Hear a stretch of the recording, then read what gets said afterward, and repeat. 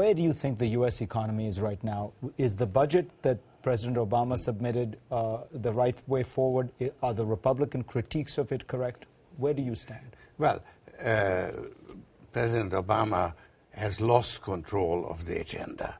The agenda is now in the hands of the Republican Party.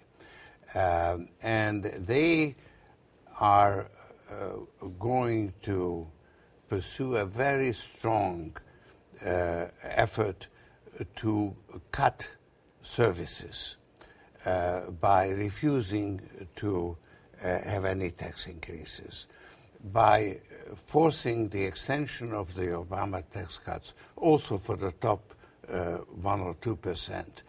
You have built in a budget deficit.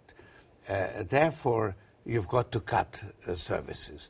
And they'll oppose any kind of additional new taxes. I think this agenda will be successful, but it will be pursued, I think, to an extent where it's more directed at cutting services and achieving the ideological purposes of the Republicans rather than to get the economy going.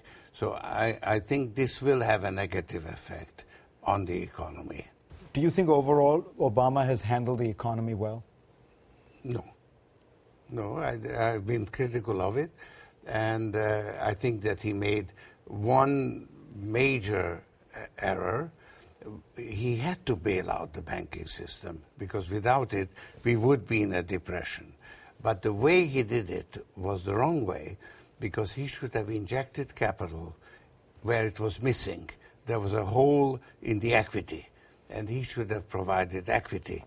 And instead of nationalizing the liabilities of the banks, but not nationalizing the banks. In the case of Britain, you said that the British government, which is pursuing a policy of cutting spending, though they have agreed to some tax increases, but you said that this whole policy, because it is taking money out of the economy, the government will spend less, is dangerous because it might tip the economy in Britain back into recession. That's correct. Do you think there is a similar danger here? If the Republican Party were to push these spending cuts through, the economy is still pretty fragile, at least on the employment side. Yes. And doing this at a time when private demand is not strong enough, when investment by businesses is not strong enough to take up the slack, it creates a slack. So unemployment, instead of coming down,